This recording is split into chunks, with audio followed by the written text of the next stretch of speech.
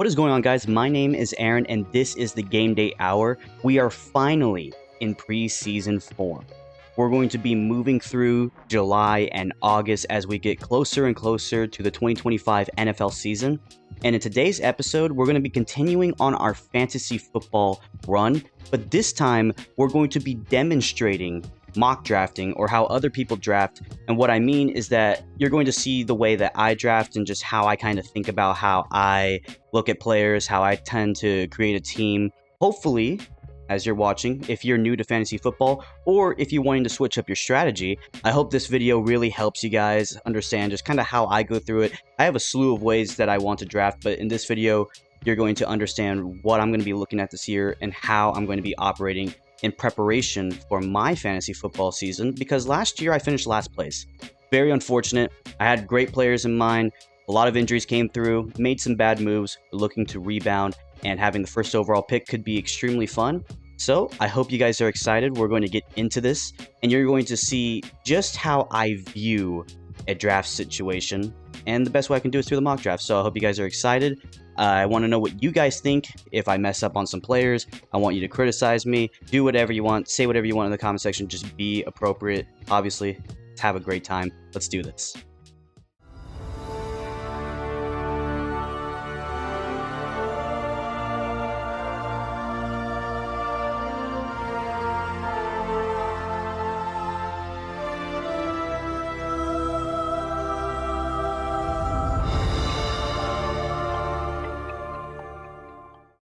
By the way, I want to thank you guys so much for all the support I've gotten on my channel throughout this season.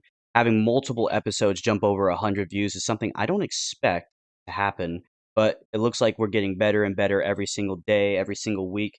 We're looking to improve on content. Obviously, I've implemented CapCut, so if you guys are some people who like to watch shorts, go watch my shorts, especially the ones throughout this week, and just me answering questions on how I would view a draft. Do bye weeks matter? Do you go after risky players? Do you like combinations? Do you want to stack as much as possible? When do you get a quarterback, tight end, all that kind of stuff?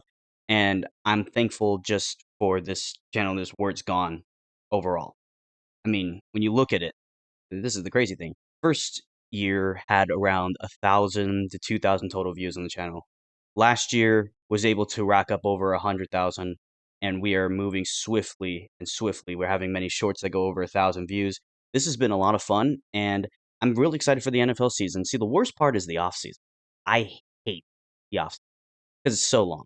You're talking about from early February following the Super Bowl. The first game is going to be at the end of July, the Hall of Fame game, but the season doesn't start till early September. That's like what? Nearly like 6 or 7 months worth of football not being played. That's annoying. The NBA is gone. Baseball is really the only big sport because now the Club FIFA World Cup is done. It's just not that fun to be in this part of the year for sports. But now that football is coming back, we're going to have a lot of fun going forward. So I hope you guys are excited, as I am. We're just about to start, 45 seconds away.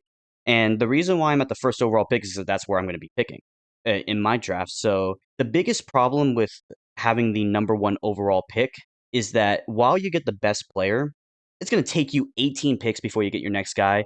By then, you're not going to have the most star-studded team. So when you pick, you got to be very careful and very precise, especially when you get the back-to-back picks. You got to be sure that you're covered.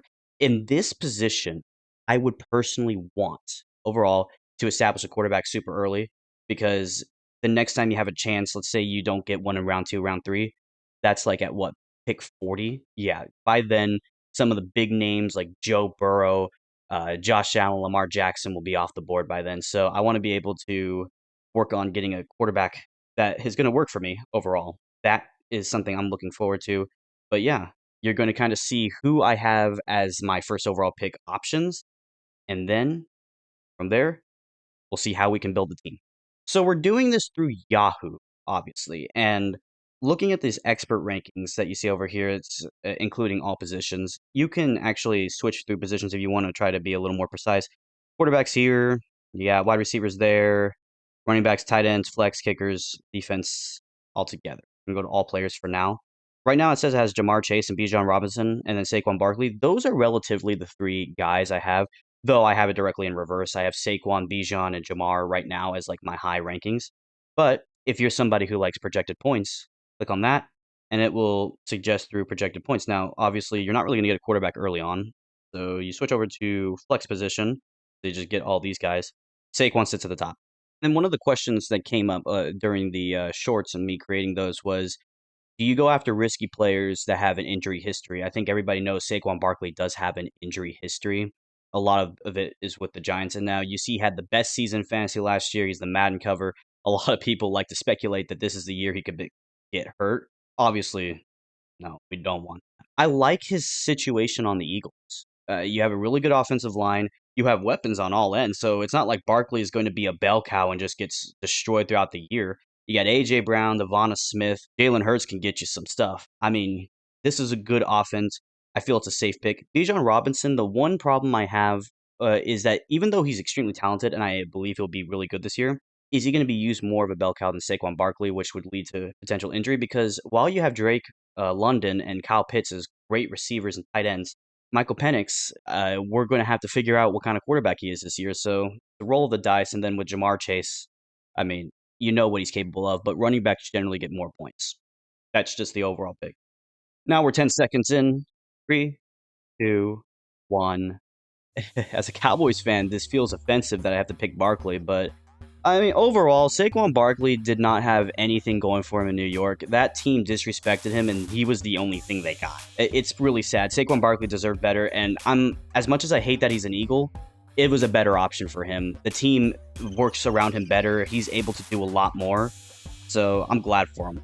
Now that I got a running back really early, in case one of the big running backs still is on the board by the time my next pick goes around, I look at the wide receivers because I also want to establish a really good wide receiver. So obviously we got CeeDee Lamb here, we got Nico Collins, Amon-Ra St. Brown, Brian Thomas, got a lot of great players. Oh, there goes Lamb, there goes Amon-Ra, so those guys are gone. And then snake draft form comes all the way back down, or I guess back up. And now, where am I leaning? Gentie's gone, Jacob is gone. Keep in mind, bye weeks. You don't want to stack bye weeks with limited positions, especially with the two position quarterbacks, tight ends, kickers, and defense. Brian Thomas is going to be interesting this year. Oh, there he goes. But the best wide receiver right now is A.J. Brown. See, that's concerning. That's very concerning because we also talked about how it's very unwise to pick a player if they're on like the same team and it's not a quarterback wide receiver combination. That's very risky business. But since A.J. Brown's the top pick, we may have to skip out on a wide receiver right now. I'm up next. Let's see what we got. I'm by week 9, so many of these players, you can't even, well, I mean, you can pick A.J. Brown because he's the wide receiver. For this pick, I don't want to have a wide receiver and running back on the same roster. Therefore, we're going with Kyron Williams, which that's a really good running back core in general. And some people really like to do that. Now it's back up to me because I'm the first overall pick. This is where I like to establish a quarterback. And look who happens to be right there, one of my favorite quarterbacks in the league, Josh Allen. Now alone, that's a kind of lineup I would like. But in my league, historically, Josh Allen goes in the first or the second round. And I remember when 2020 rolled around, Josh Allen was a quarterback I picked up in the 5th round. This was when Diggs got there. It was going to be the COVID season. Diggs' first year in Buffalo. Josh Allen, he got to the playoffs, but he wasn't an all-world quarterback. I projected Josh Allen was going to be an all-world quarterback. I got him. Stephon Diggs, managed to get Tyreek Hill on my team as well. Man, was I lucky. Because overall, they blew up. I remember, championship game, I was down 28-75. My opponent had the Buffalo defense. I had Allen and Diggs, and this is Monday night at New England. Cam Newton was the quarterback at the time. And what ended up happening was just absolutely incredible. Josh Allen and Stephon Diggs both put over 40 points. I won 109-85. Best comeback I've ever had.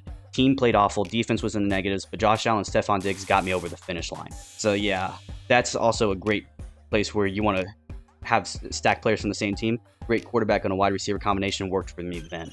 All right, we're coming around. Obviously, I have not established a wide receiver, so I'm going to be going with a wide receiver this pick around. Right now, we have Terry McLaurin up, Mike Evans, who I had on my team last year, who consistently gets over 1,000 receiving yards.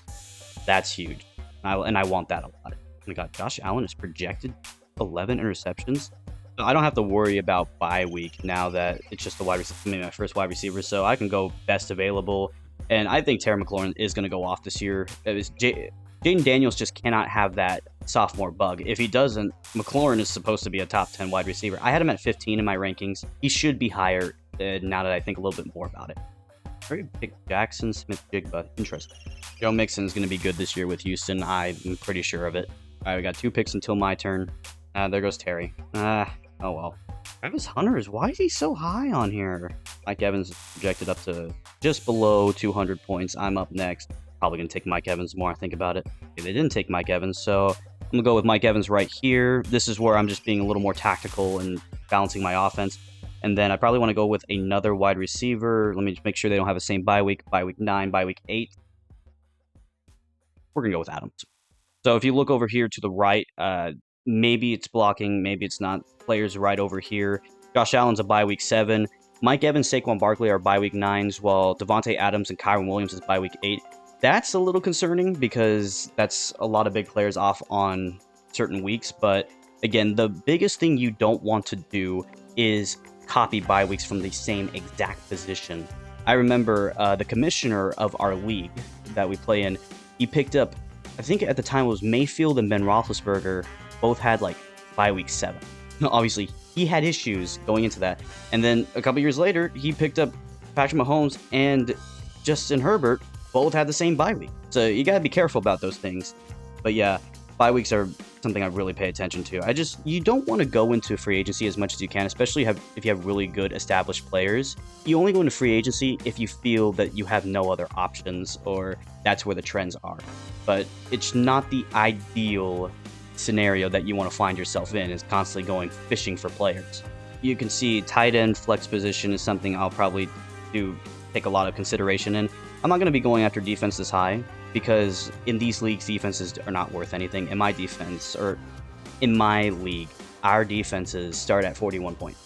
Kind of crazy. I understand we have a very bizarre scoring league, but I think that's also what makes it fun and what makes your draft strategy interesting. It's just based on the league rules. You want to pay attention to that. I get back-to-back picks, so it doesn't really matter. I'm going to get a tight end and a flex here. I'm surprised Mark Andrews is projected this much. I know he was high on people's list last year, but I feel like he's going to start going down a little bit, and likely is going to take over. Oh, it took Metcalf a while to get off the board. Okay.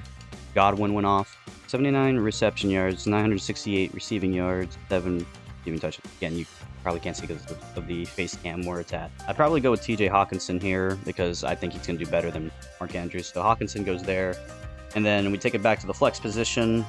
Xavier Worthy is up to 30. George Pickens is somebody who, not impressive running backs really right here. Xavier Worthy, what is he, bye week 10? Okay, I'll go with Worthy for this pick.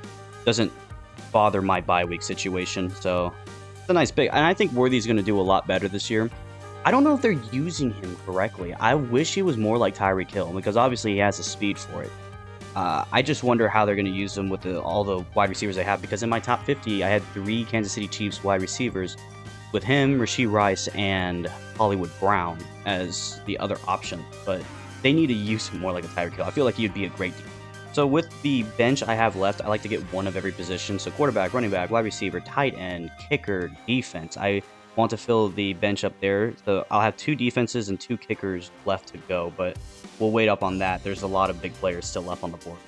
If you go back over here to the side, Worthy's week 10, Evans is week 9, Adams is week 8, and a lot of these wide receivers are following in those same footsteps. By weeks 8, 10 here, 10 there. You got Jordan Addison is at week 6 where you could take him. Roma Dunze, who I don't know if Debo's so low deck. Okay, whatever. Debo is going to be a lot better this year. I feel like he's going to be so much better if he doesn't get injured. Mahomes goes off at 69th pick. Wow. Okay, seriously, which quarterbacks are left? Purdy, Goff, Fields, McCarthy, Murray, Prescott. I can hold off on quarterback for right now. I mean, I have Josh Allen. I'm fine there. Let's get back to the flex. Running back, defenses are now going off the board. Denver is projected as the #1 defense in my league. It's close. It's like 1 point more than Philadelphia. I think if I had to choose between 2 defenses, I'd probably rather have Philly. I can understand the appeal for Denver, though. They tend to be low-scoring defenses, and 63 sacks last year is incredible. But I think Philly's defense is a lot better, at least personnel-wise. That's going to be a dilemma. So obviously, defense is very important. That's my guy, Rashid Shaheed right here. That is my guy. I like that. Okay, the defenses are starting to fly off. We're going to go with, I guess since I have 4 wide receivers, I can actually cheat here and go and get another wide receiver there because I could just use flex. And I know, I'm picking George Pickens. And then at the running back position, I don't have a lot of wiggle room here, so we're going to go with Jalen Warren. Now we're going to go pay attention to the defenses. What about kickers? Who's still up on the board? Cameron Dicker's still up there. Okay. The only defenses I have left that I would consider super elite are Houston and Minnesota. Pittsburgh, I would throw in there. They get a lot of turnovers. And now that they have Jalen Ramsey, it's a big move for them. Pittsburgh's going to be a great defense here. What else do we got down here? Buffalo. Oh, Pittsburgh's gone. But yeah, Minnesota had 24 interceptions last year, so that's going to be a high consideration. Houston was high up on the list too. I had Kansas City for the majority of the year. I think I stopped dealing with Kansas City because they were no longer holding teams to under 10 points. That's very important. In my league, they were just way better at controlling scoring. I don't know if they were good at holding teams to below 200 yards a game, but they didn't allow a lot of scoring early on. But after the Buffalo game, it kind of started fizzling out a little bit. By then, my team was done for. Now, as we get into the later rounds, this is where you're going to see just more kickers and defenses flying off the board. By now, you should have established at least one of or both the wide receiver and the running back situation, which I've established both. I like my players so far. Obviously, I have a better running back core. Barkley and Williams are far better than Evans and Adams, but I do have better depth from the wide receiver core, so that does work in my favor. And then I said round 3 or round 5. In round 3, picked up a quarterback because of where I am in the draft position. Equal distance is where I would push a quarterback further back to like round 5 or round 4. But knowing how many players are just looping, I wanted a quarterback early because I know I wasn't going to get a lot of talent down below. You get one more, so that's the projection, is an extra stack. But Houston does have a great front line. H. Judkins goes off the board. Mason's gone. Wow. Well, then I'll go with Houston. Nah, I'm going to go with Minnesota. I feel like they're going to have more than 14 interceptions this year. Draft Minnesota here, and go to kickers. And I'm going to get Keami Fairbairn as my kicker. And now we have our starting lineup set. Keami Fairbairn, Minnesota. And now all that's left is a quarterback, a tight end, another kicker, and another defense. So let's go to quarterbacks. So in this mock draft, my starting lineup would be Josh Allen, Mike Evans, Devontae Adams, Saquon Barkley, Kyron Williams, TJ Hawkinson, Xavier Worthy, Keami Fairbairn, and the Vikings defense, with Pickens and Warren as bench players so far. I like so far how this draft looked. But what are they saying for McCarthy in his first year? 3,810 yards, 26 touchdowns, 13 interceptions. Those are very generous stats. I feel like he would be a little lower in pass yards. I think he got touchdowns correct and interceptions. Rush yards, I guess I didn't watch him enough at Michigan to know if he was... I did watch him a little bit. He does rush very well, but I don't think he'll have to do that much in Minnesota. Or he probably will do a lot more because they're not going to be expecting something like that. Maybe McCarthy is a very underrated pick. It does help that you have the quintessential superstar wide receiver. John and Lamar Jackson stand out here. Chase, A-Chain stands out. Aubrey, Philadelphia's defense. This is by far one of the better teams I've seen. London Brown, Gibbs, Kamara. That's pretty good.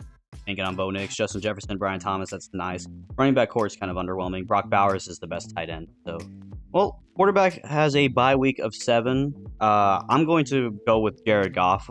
I feel like this is obvious. I mean, these projections are just insane. And even though that's a step down, it's still a great quarterback to have at this position. So we're going to go with Jared Goff here. And then we're going to switch over to the tight end position. Hawkinson, week 6. I agree here that Warren should be projected higher than Colston Loveland. It was kind of shocking that he went after Loveland. We're going with Tyler Warren. That's the one rookie we're having on our team. Houston is still up. Why? Nakua is a nice pick. Jonathan Taylor, so he established high both places. Drake May, he got his quarterback late. Purdy's nice. Wide receiver core's kind of shot, but the running back core is actually really good. Kittle's another great pick. His running back core overall is extremely good. Burrow and CeeDee Lamb on the same team is kind of disgusting, actually. Ashton Genty, I mean, if you project him to be that high, that may work for you. And then back up to me, only have the defense and the kicker to take care of. For me, the defense right now sits at bye week 6. Buffalo, I feel like clear-cut obvious. Buffalo there. And then one more, the kicker. The fact that Bucker is still up here is just disrespectful. Put Bucker as my... That is great, actually. DK Metcalf as your flex is very nice. Mahomes, Amon-Ra, St. Brown, and T. Higgins is great. Derrick Henry. This is a really, really experimental, but a really good lineup overall. Extremely experimental. The running back room is not that impressive. Kelsey, Tyreek Hill, that's... If we go back to how I was drafting, you kind of look at this lineup again. I like to be balanced on all positions. I know most people would pick one kicker, one defense just so they can min-max. I can't do that in my league. And so I have to have one of each position or multiple. And so I got Josh Allen and Jared Goff as my quarterbacks. Like that. I love Josh Allen, one of my favorite players. Running back room is where I'm at. Saquon Barkley, Kyron Williams here with Jalen Warren as my backup. I know that's not a lot. Obviously, in my league, we have 4 running backs, and then at our wide receiver position, we can have 5 wide receivers because they flex between that and the tight end. So you can have no tight ends on your team in my league, but you're required to have 2 kickers, 2 defenses, and 2 quarterbacks. If you look at the 2 defenses, Minnesota and Buffalo, I mean, this is... Both defenses sit in my top 10, like, elite defenses. Keami Fairbairn, Harrison Butker were both in my top 10, I'm pretty sure. This is fun. I love to switch around between these 2 players, and their projected points are not even that far apart. But then you look over at the wide receiver, Mike Evans, Devontae Adams. They're not as good as Saquon, Kyron up here, but bench-wise, Xavier Worthy, George Pickens works perfectly. And then the 2 tight ends, TJ Hawkinson and Tyler Warren. Warren's going to be really good this year. They should use him a lot. But yeah, this is how I do my drafts. I have a balanced approach. I want to be sure that everything's taken care of. Bye weeks are not really stacking. I know I kind of pushed it with the wide receiver, but that's because I had 4 wide receivers. So you can get away with it on certain positions like that. Only reason why I didn't go after more running backs, despite the fact I've been saying running backs get more points than wide receivers, is because at the time when I started stacking at the flex position, there were more good wide receivers than there were running backs at that time. So that's why I did. Again, I like to establish 2 heavy hitters early on. Quarterback at the 3rd spot. I don't want to see the quarterback position, because if you miss out getting quarterback at the 3rd pick, not only is Allen gone, you got Burrow gone, Lamar Jackson's gone, Mahomes is gone, Jaden Daniels, Jalen Hurts. Many of those players are gone. I want to at least have one of those big players on my team. That's why Allen was picked at number 3. If you feel like that your position as far as... I guess from my point of view, Barkley and Williams, having both of them, that's high octane points. But sometimes you'll get to a place where you'll have a really high end first pick, but then your second pick is... some people would probably pick them in round 3, 4, maybe even 5. And that's when the quarterback becomes vital, because then you would need to lean on those points. But I just got lucky that both players were there. And now this combination of Allen with Saquon Barkley and Kyron Williams would generate me to an average close to 60 to 70 points many good weeks. So that works in my favor. But yeah, you go into some of these other players. Let's take some examples. Like 1 kicker here, kicker there, 1 kicker there, 1 kicker and 1 defense there. A lot of people in a normal fantasy league will do it that way. The reason why I picked 2, I've always picked 2, but it's enforced now in my league that you have to at least have 2 defenses and 2 kickers, or not at least, you have to have exactly 2 each position. And then it's 2 quarterbacks, 4 running backs, 5 wide receivers / tight end. But I know a lot of people don't really care about this position. They just want to maximize as much as they can up here, which I understand. I mean, this is where most of the generated points coming in. But it also helps in my league that defenses have crazy bonuses. So that's why defenses work a lot.